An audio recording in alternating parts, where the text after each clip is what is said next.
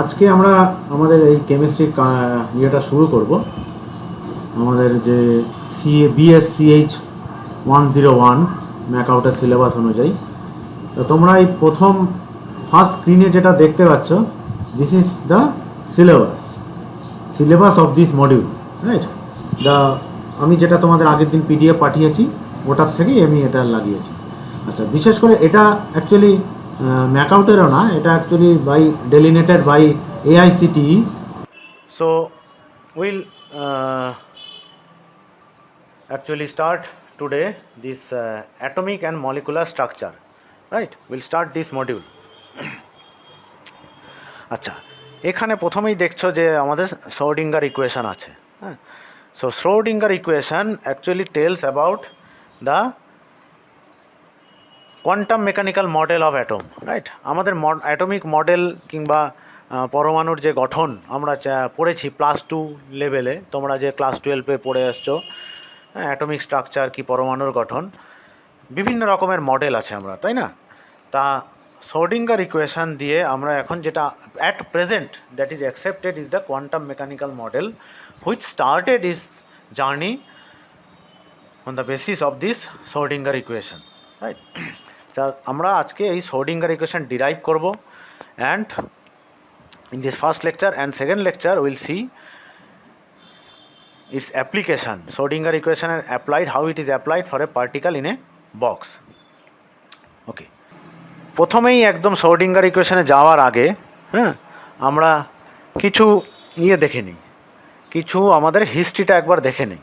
যে এই যেই স্লাইডটা এখন আমরা দেখব, যেই জিনিসগুলো বলবো সেগুলো সবই তোমাদের অ্যাকচুয়ালি করা আগের থেকেই জানা আছে, তবু জাস্ট একবার রিক্যাপিচুলেট করে নেই যে what we have learned and how it has developed, right? এই হিস্ট্রিটা জানলে আমাদের আশা করি আমাদের ভালো লাগবে যে আমরা কিভাবে ডেভেলপ করেছি towards this quantum mechanical model, right? It was not done in one fine morning, হঠাৎ একদিন হয়ে যায়নি ব্যাপারটা, হ্যাঁ। We have to develop it. Okay, so প্রথম যেটা আমরা অ্যাটমিক থিওরি পাই, রাইট? আমরা যেটা আমাদের বইয়ে লেখা থাকে দ্যাট ইজ ডাল্টনস থিওরি,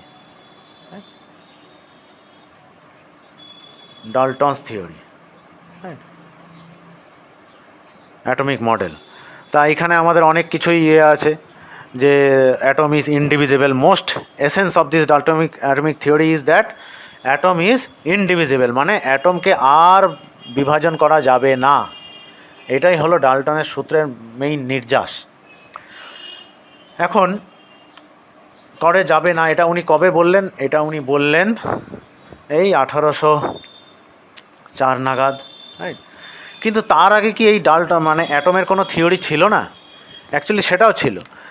প্রাচীন গ্রিক যখন অ্যারিস্টটলের ফিলোসফিতেও আমরা কিন্তু অ্যাটমের থিওরি পাচ্ছি, হ্যাঁ। অ্যাটম কথাটাই কিন্তু ওখান থেকেই এসছে, যেই জিনিসকে আর ভাগ করা যায় না, খুব ছোট জিনিস, সেই ধরনের কনসেপ্ট কিন্তু অনেক দিন আগের থেকেই ছিল। ওকে, আচ্ছা, এই ডাল্টনের থিওরি গেল। এখন এই ডাল্টনের থিওরি অতদিন ভালোই ছিল, কোনো অসুবিধা ছিল না, ভালোই চলে আসছিল, অ্যাটম ইজ ইনডিভিজিবল, এটা নিয়ে সব কাজকর্ম হচ্ছিল। বাদ সাধলো থমসন,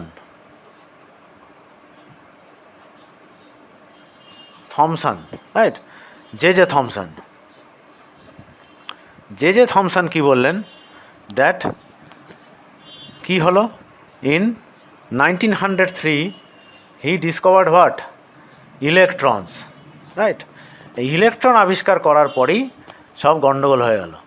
আমাদের সেই ক্যাথোড রে এক্সপেরিমেন্ট, এটা নিশ্চয়ই তোমরা ফিজিক্সে পড়েছো, রাইট? সেই ক্যাথোড রে এক্সপেরিমেন্টে কি বলছে যে নেগেটিভ রেজ কোথার থেকে জেনারেটেড হচ্ছে? ক্যাথোড থেকে, রাইট, অফ দ্যাট ইলেকট্রোড, এবং ওগুলাকে উনি নাম দিলেন যে দোজ আর ইলেকট্রনস, রাইট? তাহলে বোঝা গেল যে এখন অন্য কোচের থেকে তো নেই, কারণ ওটা ভ্যাকামে হয়েছিল। তাহলে ইলেকট্রনটা আসলো কোথার থেকে? অফকোর্স ওই ক্যাথোডের ম্যাটেরিয়ালটার থেকে। তার মানে ক্যাথোডের ম্যাটেরিয়াল এতদিন জানা ছিল যে অবিভাজ্য আর ইনডিভিজিবল অ্যাটম দিয়ে তৈরি, but it is giving out cathode race, তার মানে ইলেকট্রন দিচ্ছে। তো ইলেকট্রনটা আসছে কোত্থেকে ভাই? ইলেকট্রনটা আসছে তাহলে আমাদের ক্যাথোড থেকে, তার মানে ক্যাথোডের অ্যাটমগুলো থেকে। That means cathode is now divisible, right? তার মানে অ্যাটমগুলো ডিভিজিবল হয়ে গেল। তাহলে এটা আমাদের এতদিন ঠিক ছিল, ডাল্টনের থিওরি প্রায় 100 বছর ঠিকই ছিল। তারপরে আমাদের এই থমসনের মডেল হলো। তো থমসনের মডেলটা নিশ্চয়ই তোমাদের মনে আছে। থমসন কি বললেন, যে এরকম একটা অ্যাটম, তার মধ্যে হলো পজিটিভ চার্জের সমুদ্র, মাঝে মাঝে ইলেকট্রনগুলো এরকম ঘুরে বেড়াচ্ছে, যেন একটা তরমুজের এই জায়গাটা ধরে লাল লাল মানে রেড ফ্লেশটা, আর বাকি এই তোমার নেগেটিভ সাইনগুলো মানে ইলেকট্রনগুলো এখানে ঘুরে বেড়াচ্ছে, হ্যাঁ, in a sea of positive charge. Plum pudding model, exactly. হ্যাঁ, পায়েসের মধ্যে কিশমিশ যদি থাকে, এক্স্যাক্টলি, পায়েসের মধ্যে কিশমিশ দিয়ে বলতে পারো পাম পুডিং মডেল। অথবা আমি যেটা বলছি যে ওয়াটারমেলনের লালটা যদি ফ্লেশটাকে যদি আমি I think over it as a sea of positive charge, আর তার মধ্যে আমার নেগেটিভ চার্জগুলো ভেসে বেড়াচ্ছে। এটা হলো আমাদের থমসনের মডেল ছিল। ফাইন, এটাও কিছুদিন বয়স ছিল, কিন্তু থমসনের ইয়েটা was not lucky enough than Dalton, like 100 বছর ওটা স্থায়ী হয়নি এই থিওরিটা। কারণ তার মাঝেই আর একজন চলে এলেন 1911 নাগাদ। কি হলো? রাদারফোর্ড,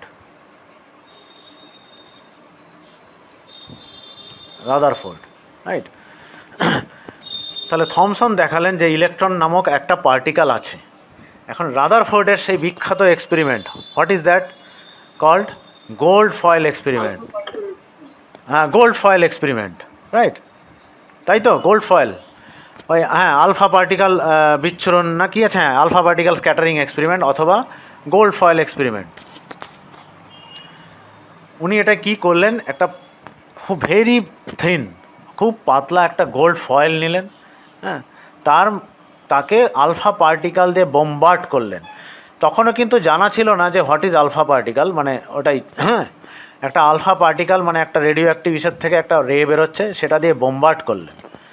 আলফা পার্টিকেল জানা ছিল যে that is dipositive in charge, তাই তো? ফাইন, এই এক্সপেরিমেন্টার থেকে অনেকগুলো ইম্পর্টেন্ট জিনিস বেরিয়ে এলো। ফার্স্টলি কি দেখা গেল, যে most of the alpha particle passed out undeviated through the gold foil. Undeviated pass করে গেল, যেন কিছুই হয়নি, একেবারে কিছুই হয়নি। এখানে একটা যে আমার ফটোগ্রাফিক প্লেট, সেখানে যেও স্কিনটিলেশন প্রডিউস করলো। ফাইন, শুধু দেখা গেল কিছু যেন একটু ডিফ্লেক্টেড হয়েছে, অ্যান্ড 1 in 20,000, হ্যাঁ রাইট, তাই তো? এই নাম্বারটা বোধহয় আমি যতদূর মনে পড়ছে আমার 1 in 20,000ই ছিল, মানে এইরকমই একটা নাম্বার ছিল বইতে। হ্যাঁ, অনেক দিন আগে পড়েছি তো, হ্যাঁ আমারও খেয়াল নেই। যাই হোক, 1 in 20,000, না ঠিক আছে। হ্যাঁ, মানে কিছু some of the particles deviated and 1 in 20,000 actually rebounded back, right? এই রিবাউন্ড ব্যাক করলো, তার মানে that must be that it has strucken something with positive. এখানে নিশ্চয়ই কোনো পজিটিভ আছে, সেই জন্যই এই পজিটিভ চার্জটা আলফা পার্টিকেলটা রিবাউন্ড করেছে, আর তার পাশ দিয়ে যেটা গেছে একটু ডিফ্লেক্ট করে গেছে, because positive charge itself, two positive charge will repel each other, তারা একে অপরকে বিকর্ষণ করবে। ফাইন, কিন্তু মোস্টলি কেন পাস করে যাচ্ছে, মোস্টলি যে বেরিয়ে গেল, এটা নিয়েই হলো আমাদের বাদলো গোল। যে কেন, তাহলে তো থমসন বলেছিলেন যে মোটাটাই most of them are positive, sea of positive charge, তাহলে তো অনেক জায়গার থেকেই রিবাউন্ড করতে পারতো, কিন্তু এটাই হচ্ছে। তাহলে এই এক্সপেরিমেন্টটাকে একটা আমাদের রূপ দেওয়ার জন্য কি করলেন রাদারফোর্ড সাহেব? রাদারফোর্ড করলেন যে একটা মডেল তৈরি করলেন, যে ইলেকট্রন না হলে নিশ্চয়ই তাহলে এরকম একটা বিন্দু, যত পজিটিভ চার্জ সব কনসেন্ট্রেটেড অ্যাট এ পয়েন্ট, যেখান থেকে লেগে আমার বেরিয়ে আসছে একদম 180 ডিগ্রিতে, অথবা পাশ দিয়ে গেলে একটু ডিফ্লেক্ট করছে, but most of the part is void, বেশিরভাগ জায়গাটাই ভয়েড, আর ইলেকট্রন আমার এইরকম অরবিটে ঘুরে বেড়াচ্ছে চারপাশে, রাইট? সোলার সিস্টেম মডেল, এটা পাম পুডিং মডেল থেকে আমরা এখন সোলার সিস্টেম টাইপ অফ মডেলে আলাম, ঠিক আছে? সেই জন্য উনি বললেন যে আলফা পার্টিকেলরা যদি এখান দিয়ে চলে যায়, তাহলে আনডিভিয়েটেড পাস করে যাচ্ছে সব, কোনো অসুবিধা নেই, এইখানে লাগলেই আমার ঝামেলা হচ্ছে, হ্যাঁ। আর ইলেকট্রন যেহেতু খুব হালকা, কাজেই আমার ওখানে যদি আলফা পার্টিকেলের সাথে ধাক্কাও লাগে, it will go on undeviated, right? কিছু আসবে না তাতে আলফা পার্টিকেলের। তাহলে এই এটা তৈরি করা গেল। আবার তখন উনি নোবেল প্রাইজ পেলেন এইসবের জন্য, ভালো কথা। থমসনও নোবেল প্রাইজ পেলেন, রাদারফোর্ডও নোবেল প্রাইজ পেলেন বিভিন্ন মডেলের জন্য। কিন্তু কিছুদিন পর দেখা গেল মানে এই এক্সপ্লেনেশনটা তো ঠিক হতে পারে না, কারণ ওই ম্যাক্সওয়েলের ইলেকট্রোম্যাগনেটিক থিওরি অনুযায়ী আমার একটা পজিটিভ চার্জের আশপাশ দিয়ে যদি আমার পাশ দিয়ে যদি একটা নেগেটিভ চার্জ ঘুরতে থাকে, right, what it will ultimately release energy and decrease in energy and ultimately fall back to on the positive charge, right, ওর সাথে ইউনাইট হয়ে যাবে মেকিং ইট নিউট্রাল। তাহলে রাদারফোর্ডের ক্যানট ডিস্ট্রয় স্টেবিলিটিটা আমরা পাচ্ছিলাম না, স্টেবিলিটি ক্যানট বি এক্সপ্লেইনড রাদারফোর্ডের দিয়ে, ঠিক আছে। আচ্ছা, এইখানেই এর পরের মডেলটা কিন্তু আমাদের খুব ইম্পর্টেন্ট ছিল, আমরা জানতাম, বোর সাহেব, হ্যাঁ রাইট, নিলস বোর ইন 1913 একটা প্রপোজাল দিলেন, বলছে রাদারফোর্ডের অ্যাটম ঠিকই আছে, অসুবিধার কিছু নেই, ও এখানে ঘুরবে, চিন্তা নেই, এখানেও ঘুরতে পারে, এখানেও ঘুরতে পারে, এখানেও ঘুরতে পারে, রাইট, নিউক্লিয়াসের যে কোনো রেডিয়াসে ঘুরতে পারে। কখন ঘুরবে একটা কন্ডিশন উনি আরোপ করে দিলেন। কি কন্ডিশন বললেন? যে M V R, what is M V R? Angular momentum, good, angular momentum, মানে আরটা হলো রেডিয়াস, মানে এইটা এইটুক হতে পারে, এইটুক হতে পারে, এইটুক হতে পারে, যে কোনো একটা রেডিয়াস হতে পারে। ভিটা হলো ভেলোসিটি, মাস এম হলো মাস। এটা সমান সমান হতে হবে N is a number which we known as quantum number now and which has values কি 1, 0 হয় না কিন্তু 1 হয়, 1 থেকে শুরু, মানে 1 2 3 এগুলো হতে পারে, h/2π। এই কন্ডিশনটাকে ফুলফিল করতে হবে, মানে তোমার angular momentum should be integral multiple of h/2π। এই কন্ডিশনটাকে ফুলফিল করলে সেই সব রেডিয়াসে থাকতে পারবে, মাঝের কোনো রেডিয়াসে থাকতে পারবে না, রাইট। অ্যাকচুয়ালি এগুলো কোথার থেকে এসছে? অ্যাট দ্য সেম টাইম আরও এক্সপেরিমেন্ট হচ্ছিল, মানে এগুলো শুনতে অনেকটা খাপছাড়া লাগে, মানে একটার পর একটা কোনো হচ্ছে, কারণ প্যারালালি অনেক এক্সপেরিমেন্ট হয়ে যাচ্ছে। অ্যাটমিক স্পেকট্রোস্কোপি, হ্যাঁ, এই কথাটা হয়তো তোমরা শুনেছ, atomic Spectra, right. Atomic Spectra explain করা যাচ্ছিল না, রাইট, এই রাদারফোর্ডের মডেল দিয়ে, বোরের স্পেকট্রা দিয়ে, বোরের এই মডেল দিয়ে আমরা অনেকগুলো এক্সপ্লেন করতে পারলাম, অনেক ধরনের series, Lyman, Paschen, Balmer series, right. এইগুলোতে আমরা ডিটেলসে যাব না, because you will read them in the physics course, right. এই লাইম্যান, বামেন, পাশ্চান সিরিজগুলো, হ্যাঁ, আমরা বিভিন্ন সিরিজ স্পেকট্রাগুলো আমরা জানবো ফিজিক্সের কোর্সে। আমরা শুধু এখানে আমরা এই হায়ার সেকেন্ডারি যেটা পড়েছি সেটাই একবার রিক্যাপিচুলেট করে নিই, যে this is the main condition for Bohr, right. আরও ওই যে বোরের তো 2 না 3টা পস্টুলেট ছিল, আমি যাচ্ছি না ওগুলোতে, ঠিক আছে।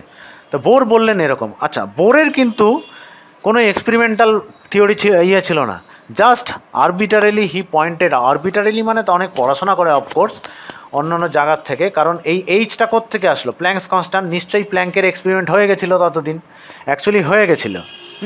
আমরা এখনই দেখব যে Max Planck, right, this is the start of quantum theory, right. Max Planck in 1900, মানে বোরের থিওরির প্রায় 13 বছর আগেই কিন্তু, রাইট, এটা হয়ে গেছিল। Black body radiation, right. এই ব্ল্যাক বডি রেডিয়েশন ততদিন, মানে আপ টু 1900 ব্ল্যাক বডি রেডিয়েশনের একটা পিক আসতো, এনার্জির পিক, হ্যাঁ, সেটা এরকম শেপের, রাইট। তা এটাকে এক্সপ্লেন করা যাচ্ছিল ম্যাথমেটিক্যাল ফর্মুলা দিয়ে, রাইট। কেউ এই ফার্স্ট পার্টটা এক্সপ্লেন করতে পারছিল, কেউ আবার লাস্ট পার্টটা এক্সপ্লেন করতে পারছিল, কিন্তু পুরোটা পারছিল না। Max Planck first explain this with his black body radiation formula and theory.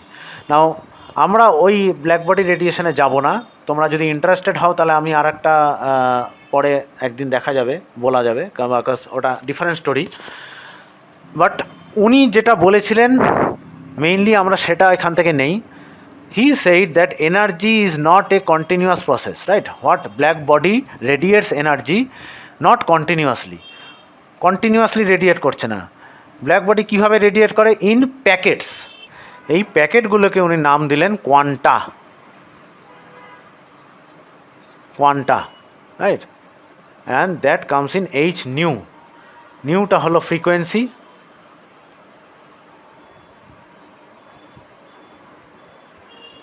Frequency of radiation, and h হলো আমাদের প্ল্যাঙ্কস কনস্ট্যান্ট, একটা কনস্ট্যান্ট। ওই সময় তো প্ল্যাঙ্কস কনস্ট্যান্ট নাম ছিল না, পরবর্তীতে ওটার নাম হয়েছে প্ল্যাঙ্কস কনস্ট্যান্ট। ওকে, তাহলে আমরা এখান থেকে এটা পেলাম h equals to E equals to h nu. Fine. Now ওই ঠিক একই সময় আইনস্টাইনেরও একটা এক্সপেরিমেন্ট ছিল, রাইট? 1905-এ তা ম্যাক্স প্ল্যাঙ্ক যথারীতি নোবেল প্রাইজ পেলেন এই ইসের জন্য, এই কি এই ব্ল্যাক বডি রেডিয়েশন এই এক্সপ্লেনেশনের জন্য, মানে for the pillar, I mean foundation stone of this quantum mechanics রাখার জন্য। হ্যাঁ, but Einstein at the same time or nearly same time was doing his experiment. কোন এক্সপেরিমেন্ট বলো তো? Photoelectric effect, right? Photoelectric effect, right? Einstein কিন্তু এটার জন্যই Nobel prize পেয়েছিলেন, not due to his theory of relativity. He got Nobel prize due to photoelectric effect. এই photoelectric effect থেকে he also gave one more another theory. He said that light or radiation has corpuscular nature. Corpuscular মানে particle nature, particle nature, right? এই photo electric এফেক্টিভটা যদি ভালো করে একবার দেখো তাহলেই বোঝা যাবে ওনার কোথার থেকে আইডিয়াটা এসেছিলো, রাইট? যে লাইটের মানে পার্টিকেল নেচার আছে। লাইটও যেরকম মানে একদম যেন মানে যদি লাইটের পাউডার যেন আমাদের আসছে আর কি সান থেকে কিংবা লাইটের সোর্স থেকে, right? It is also not continuous, মানে এক একটা প্যাকেটসে আসছে, পাউডার, স্মল স্মল পাউডারসে আসছে। এই থিওরিটা এখান থেকে উনি দিলেন, রাইট? নাও এই দুটো কম্বাইন করে, আর আইনস্টাইনের আর একটা ইয়ে তো আমাদের জানা আছে, E equals to M C square, right? যে ফ্রম ওই থিওরি অফ রিলেটিভিটির থেকে, রাইট? নাও ডি ব্রলি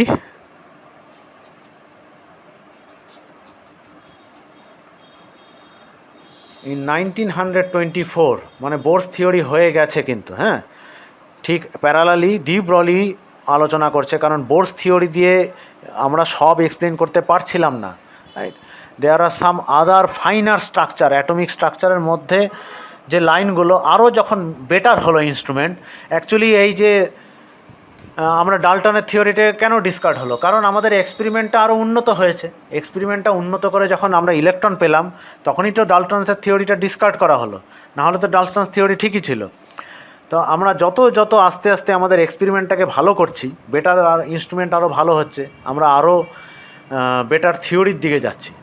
তা বোরস থিওরি দিয়েও আমরা সব এক্সপ্লেন করতে পারছিলাম না, রাইট? ফাইন স্ট্রাকচারগুলো এক্সপ্লেন করা যাচ্ছিল না, মানে এক একটা লাইন আবার ম্যাগনেটিক ফিল্ডে 3টা লাইন 5টা লাইনে ভেঙে যাচ্ছিল। কেন যাচ্ছিল সেগুলো এক্সপ্লেন করা যাচ্ছিল না, সেই জন্যই আমাদের এই পরে আরও অনেক থিওরি আছে, সামারফেল্ডস মডিফিকেশান অ্যান্ড অল দ্যাট, আমরা ওগুলোয় আর যাব না, আমরা ডাইরেক্ট ইসে চলে আসি ডি ব্রলি ইকুয়েশন। ডি ব্রলি বলল ঠিক উল্টোটা, লাইটের ওয়েভ নেচার নিয়ে আমরা ইন্টারেস্টেড না এখানে, আমরা এখানে পার্টিকেলের ওয়েভ নেচার নিয়ে ইন্টারেস্টেড। ডি ব্রলি বলল যে তাহলে পার্টিকেলেরও ওয়েভ নেচার থাকতে পারে। থাকতে পারে মানে কি, he showed by this calculation that E equals to h nu from Planck's and E equals to mc square from Einstein, এই দুটোকে ইকুয়েট করলে কি দাঁড়াচ্ছে, mc স্কোয়ার, ঠিক আছে? তাহলে এই নিউটা কি, নিউ ইকুয়ালস টু ফ্রিকোয়েন্সি, তার মানে এটা হলো সি বাই ল্যামডা। তাহলে therefore h into c by lambda equals to c square. তাহলে সি কেটে গেল, therefore lambda equals to h by m c, right. আচ্ছা, এইখানে সিটা কি, সিটা তো এখানে speed of light, right, speed of light, ঠিক আছে। ডি ব্রগলি বললেন যে if any particle, right, moves with a speed which is lower than speed of light, then also there will be a wavelength attached to it. Just উনি change করে দিলেন lambda equals to h by m v. V is the, ভিটা কি, v is less than c, speed of লাইটের থেকে কম। তাহলে আমরা D ব্রগলিস, এটাই হলো আমাদের de Broglie's equation. Now what is the beauty of this relation? See, এই ডি ব্রগলিস রিলেশনের বিউটিটা কোথায় দেখো। এই যে বাঁ দিকে কি আছে, ল্যামডা। ল্যামডা মানে কি, ওয়েভ লেন্থ। ওয়েভ লেন্থ কার হয়, একটা ওয়েভের হয়। So this is a wave property. আর ডান দিকে কি আছে, মোমেন্টাম, হ্যাঁ, মাস, ভেলোসিটি, দিস থিংস। এটা কার হয়, এটা পার্টিকেলের হয়। মাস তো পার্টিকেলের হয়। So this is particle property. এইখান থেকেই আমাদের first equation which connects the bridge between the wave property and particle property, এই ডি ব্রগলি ইকুয়েশন, রাইট।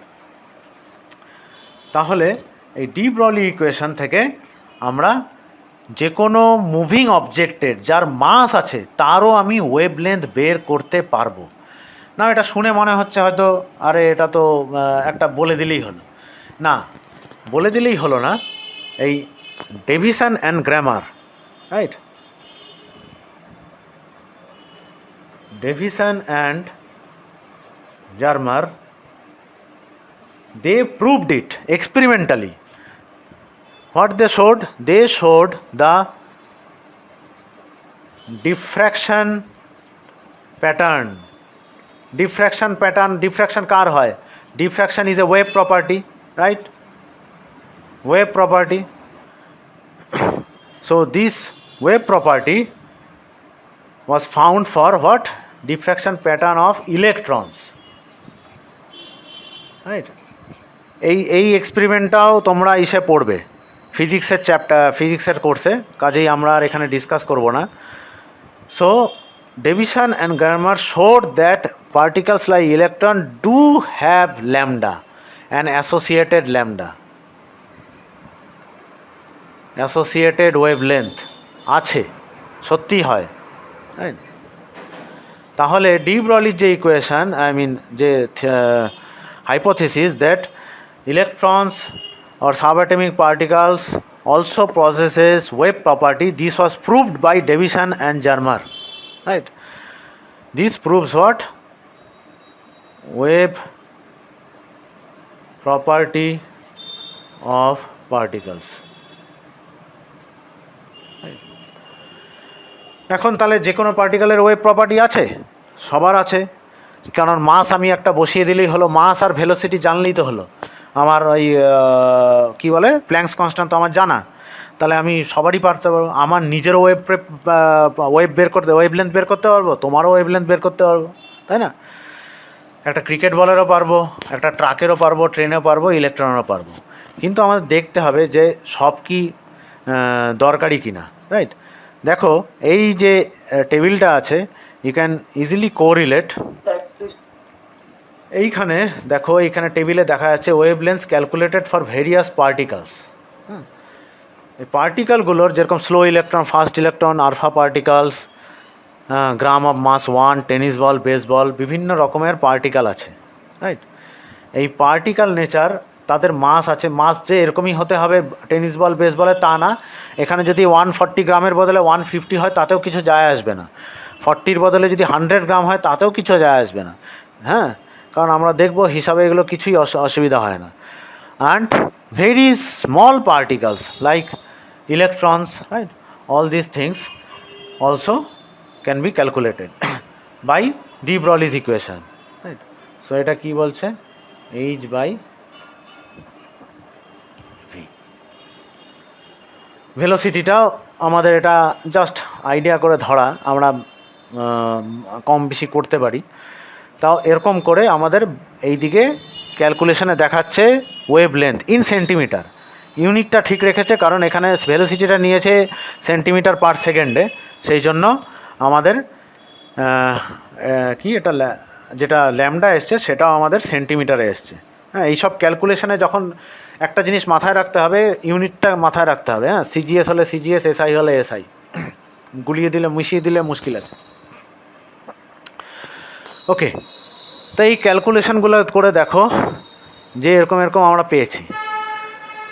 তাহলে বেস বলের ক্ষেত্রে দেখো আমরা যত মাস বেড়ে যাচ্ছে আমাদের এখানে কিন্তু ওয়েভ লেন্থটা কমে যাচ্ছে, ওয়েভ লেন্থটা ডিক্রিজ করে যাচ্ছে, খুবই ছোট ওয়েভ লেন্থটা, 2 × 10⁻32 সেন্টিমিটার। তুমি ভাবতেই পারবে না, চোখে দেখা তো দূরের কথা, মানে আমরা মাইক্রোস্কোপেও দেখতে পারবো না এইরকম একটা ম্যাগনিটিউড। হোয়ারঅ্যাজ ইলেকট্রনের ওয়েভ লেন্থটা দেখো তুমি 7 × 10⁻², মানে বোঝাই যাচ্ছে এটা হলো তাহলে 0.1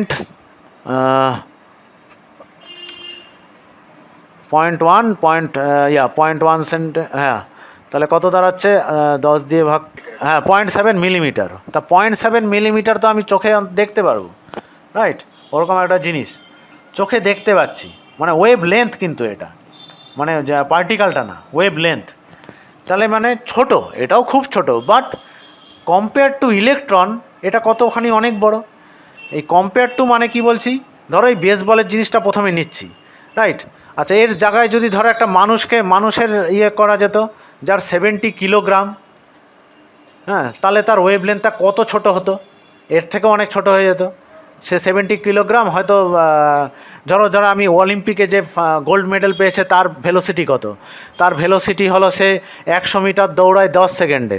100 মিটার যদি 10 সেকেন্ডে দৌড়ায় তাহলে 1 কিলোমিটার দৌড়াবে, মানে তুমি ওখান থেকে বের করতে পারছো। তাহলে মানে ভেলোসিটিটা বের করে ওটা যদি পুট করি তাহলে কত বেরোবে, যতই হোক, যত ফাস্ট যাই হোক না কেন, this will be much much smaller then this figure also, right?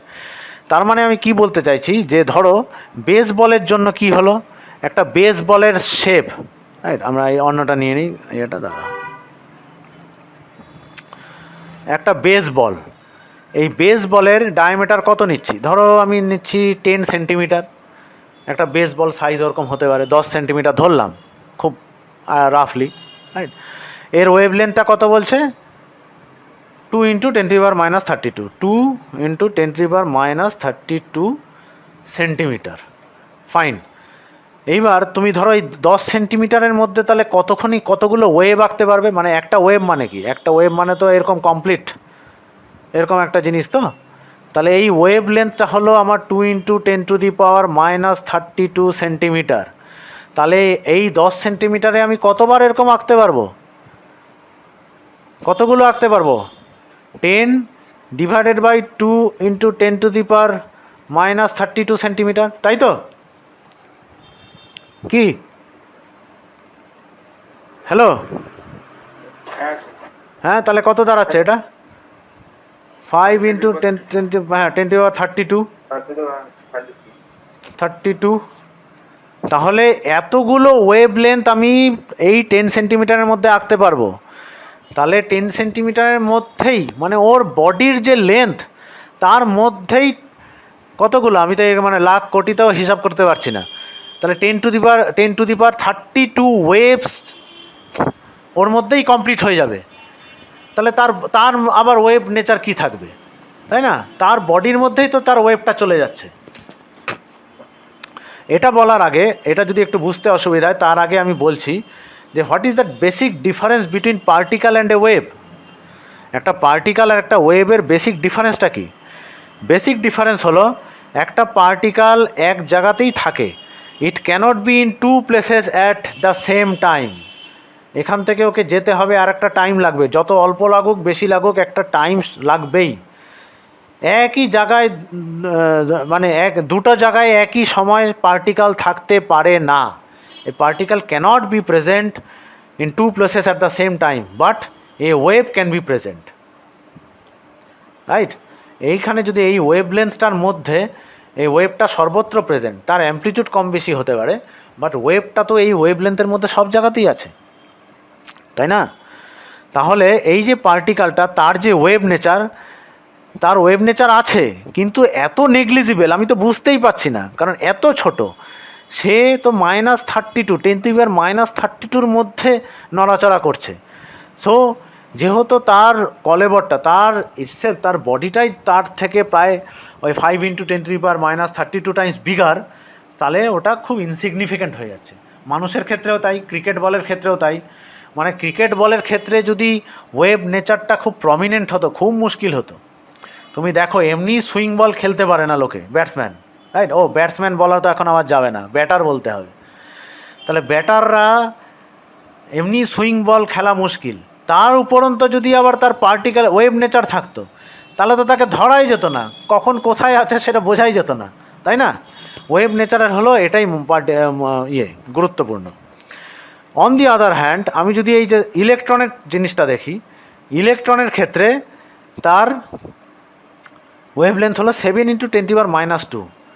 For an electron 7 × 10⁻², 10⁻² centimetre খুবই ছোট, বাট একটা ইলেকট্রনের ক্ষেত্রে তো অনেক বড়, কারণ এই জিনিসটা তো আমি চোখেই দেখতে পারি। আমি তো একটু আগেই বললাম, এইটুক জায়গার মধ্যে আমি একটু বড় করে দেখাচ্ছি। ধরো এই জায়গাটা যদি আমার 7 × 10⁻22 সেন্টিমিটার হয়, এর মধ্যে লক্ষ কোটি ইলেকট্রন এঁটে যাবে, তাই না? আঁটবে তো? যদি আঁটে তার মানে কি, এই যে ওয়েভ লেন্থ, আমার এই ওয়েভ লেন্থের মধ্যে ইলেকট্রনটা এখানেও থাকতে পারে, এখানেও থাকতে পারে, এখানেও থাকতে পারে, এখানেও থাকতে পারে, এখানেও থাকতে পারে, এখানেও হতে পারে, এখানেও হতে পারে। I am not sure of the presence of the electron, কোথায় আছে। সেই জন্য ইলেকট্রনের ক্ষেত্রে ওয়েভ নেচারটা ভেরি প্রমিনেন্ট। একই মুহূর্তে আমি কোথায় আছে, কারণ ও তো এখানেও থাকতে পারে সেই মুহূর্তে, এখানেও থাকতে পারে, এখানেও থাকতে পারে, এখানেও থাকতে পারে। ওর প্রেজেন্সটা as a wave is much more prominent than that of a baseball or a football, right? কারণ ওর wavelength is much longer than the physical size of the electron. ইলেকট্রনের সাইজের থেকে ওর ওয়েভ লেন্থটা অনেক বড়, কিন্তু বেসবলের ক্ষেত্রে ওয়েভ লেন্থের থেকে ওর সাইজটাই বড়, রাইট? সেই জন্য প্রমিনেন্ট না, আর ইলেকট্রনের জন্য প্রমিনেন্ট। সেই জন্য এই ডি ব্রগলি থেকে তোমাদের কোনো নিউমেরিক্যাল প্রবলেম আসতে পারে। এই ধরনের প্রবলেম হয়তো তোমরা ক্লাস 2তেও করে থেকেছো, যে তোমাদের এইসব মাস টাস বলে দিল, কোনটার ক্ষেত্রে ওয়েভলেন্থ কত হবে আর কোনটা সিগনিফিকেন্ট, সেগুলো খুঁজে খুঁজে বলতে হবে। ওকে, এবার আমরা চলে আসি এই হাইজেনবার্গস আনসার্টেনিটি প্রিন্সিপাল। এই হাইজেনবার্গস আনসার্টেনিটি প্রিন্সিপাল, এই ডেফিনেশানটা আমি আগে লিখে রেখেছি, কারণ যদি ডেফিনেশান আসে you have to write this, ডেফিনেশানটা ঠিকঠাক লিখতে হবে, হ্যাঁ, নিজের মতন করে লিখলে হবে না। কি বলছে? It is impossible to determine precisely and simultaneously the momentum and position of A particle like electron even in theory. মানে ওই যে sub atomic particles or atoms, even in theory. আমরা একটু পরেই দেখবো যে থিওরিটিক্যালিও এটা সম্ভব না, আই ক্যানট ডিটারমাইন। আচ্ছা, এখানে 4টা ইম্পর্টেন্ট কথা আছে। একটা হলো প্রিসাইসলি, একটা হলো সাইমালটেনিয়াসলি, একটা হলো মোমেন্টাম, আর একটা হলো পজিশন। তাহলে কি বলছে? মোমেন্টাম আর পজিশন আমরা দুটো ডিটারমাইন করতে পারবো না। কখন পারবো না? প্রিসাইসলি পারবো না, আর সাইমালটেনিয়াসলি পারবো না। সাইমালটেনিয়াসলি মানে what is mean by simultaneously? Simultaneously মানে একই সাথে, একই সময়ে, হ্যাঁ, একই সাথে আমরা পারবো না, ঠিক আছে? আমরা ডিটারমাইন করতে পারবো না। তাহলে সাইমালটেনিয়াস যদি না হয় তখন কিন্তু হাইজেনবার্গ আনসার্টেনিটি প্রিন্সিপাল খাটবে না। তুমি যদি একই সময় ডিটারমাইন করতে না চাও, নাই পারো, তুমি আলাদা আলাদাভাবে ডিটারমাইন করতে চাইলে তাহলে কিন্তু তুমি পারবে, কোনো অসুবিধা নেই, রাইট? আর যদি আবার সাইমালটেনিয়াসলি ডিটারমাইন করতে চাও তাহলে আবার প্রিসাইসলি পারবে না, মানে এক্স্যাক্টলি পারবে না, একটা এরর থেকে যাবে। তুমি যদি প্রিসাইসলি না করতে চাও তাহলে আবার সাইমেলটেনিয়াসলি পারবে, আর প্রিসাইসলি করতে চাইলে সাইমেলটেনিয়াসলি পারবে না, দুটো একসাথে হবে না। এটাই হলো মেইন কথা। হ্যাঁ, তাহলে এর যে থিওরিটা এবং এর যে ডেরিভেশনটা, এটা আবার সেই ফিজিক্সের কোর্সে পড়বে, আমি আর এর মধ্যে যাব না। আমরা ডাইরেক্টলি এর রেজাল্টটাকে নেব। Del x, that is the uncertainty in position, uncertainty in position multiplied by del p, that is uncertainty in momentum. It is greater than equal to h by 4 পাই। ওকে, অথবা এখানে আর একটা আছে এই এইচ ক্রস বাই 2 পাই। হ্যাঁ, যে কোনো একটা use করতে পারো, where h cross equals to h by 2। Okay, ঠিক আছে। এই 2 আর 4-এ কিছু আসবে যাবে না, তুমি দেখবে। হ্যাঁ, তাহলে এটা হলো আমাদের আনসার্টেনটি। তা আনসার্টেনটি প্রিন্সিপালের ফিজিক্যাল সিগনিফিকেন্সটা কী? আনসার্টেনটি প্রিন্সিপাল আমার পরীক্ষায় আসলো, লিখে দিলে, এই ফর্মুলাটা লিখে দিলে, ব্যাস নাম্বার পেয়ে গেলে। কিন্তু বুঝতে হবে তো যে ব্যাপারটা কী হচ্ছে physically, why it is not possible, কেন আমরা থিওরিতেও এক্সপ্লেন করতে পারবো না। ধরো এই যে precisely determine the position and momentum. Position মানে কি? আমরা জিনিসটাকে দেখব, কোথায় আছে আমি জানতে চাই, এক্স্যাক্টলি কোথায় আছে, এতে আছে না বিতে আছে, আমি এক্স্যাক্টলি পজিশানটা জানতে চাই। So that is my position. That মানে আমার দেখতে হবে। দেখতে গেলে কোনো জিনিসকে দেখি কি করে, দেখব কি করে?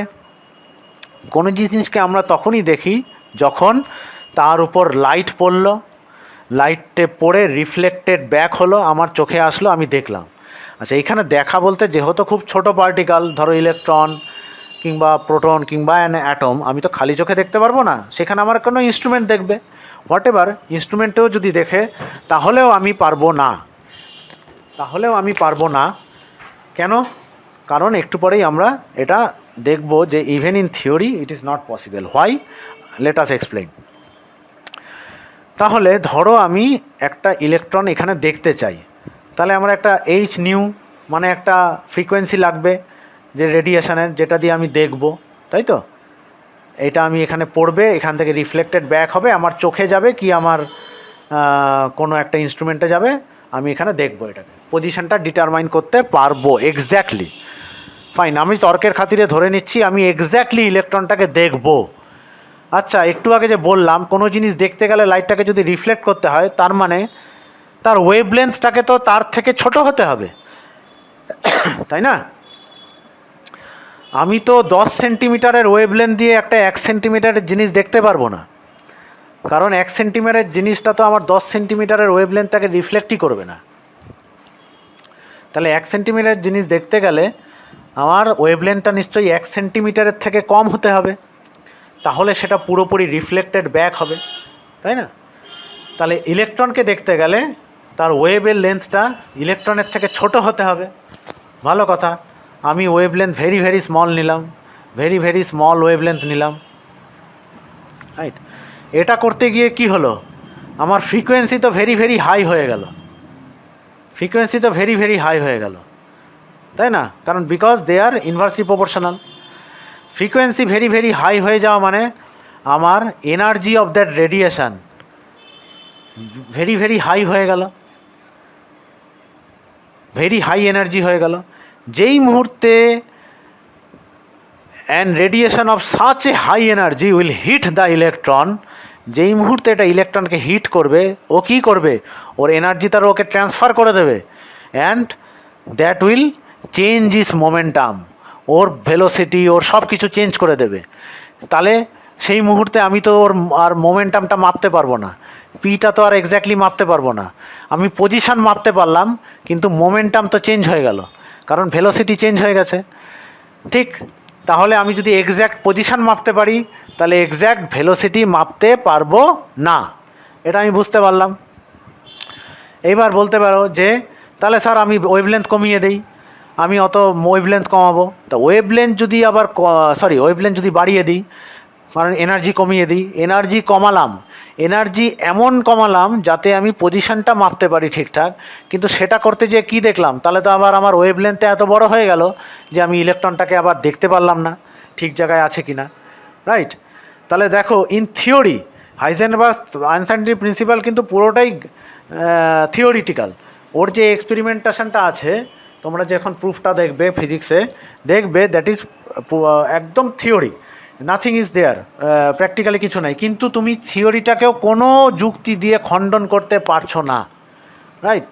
তুমি এইভাবে দেখলে এটা আমি খুব হালকাভাবে, মানে খুব ইজিলি এটা চেষ্টা করলাম লাইটলি বোঝানোর, যে একটা even in theory we cannot measure exactly আর precisely this momentum and position simultaneously, একসাথে আমরা মাপতেই পারবো না। So there is a inherent uncertainty in measurement, right? দেখো, এই যে দুটোর ডান দিকে যে প্রোডাক্ট আছে, হ্যাঁ, এটা কি? এটা তোমার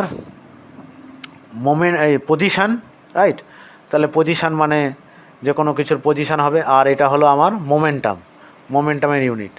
দুটো মাল্টিপ্লাই করে দেখো, এটা তোমাদের হোমওয়ার্ক থাকলো, তোমরা চেষ্টা করে দেখবে যে দুটো মাল্টিপ্লাই করে এটার ইউনিট আসছে কি না। প্ল্যাঙ্কস কনস্ট্যান্টের ইউনিট কি? What is the unit of planks constant? Joule second. Fine, দেখবে এটাও কিন্তু জুল সেকেন্ডই আসছে, রাইট? এইখানেই হলো মজাটা, যে কোনো ভ্যারিয়েবল, যে কোনো পেয়ার অফ ভ্যারিয়েবল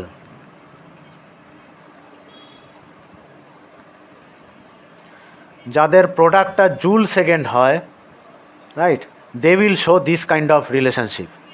হ্যাঁ, যেরকম energy and time, they will also show Heisenberg's uncertainty principle. আমরা এটা দেখব, আমরা যখন স্পেকট্রোস্কোপি চ্যাপ্টার পড়ব, will need this.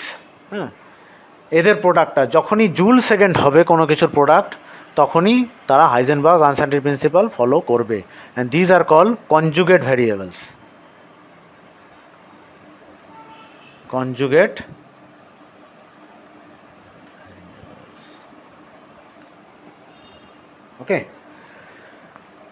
Okay Heisenberg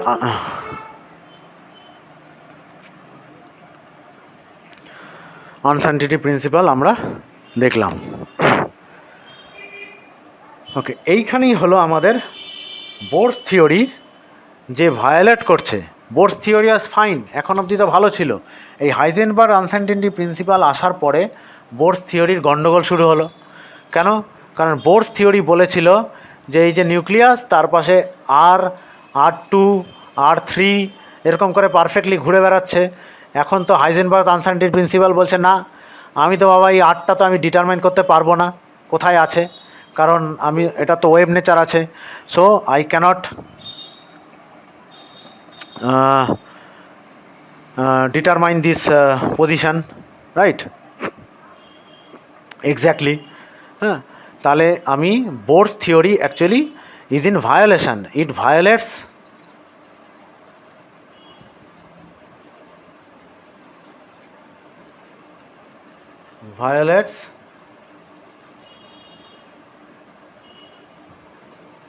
Heisenberg's uncertainty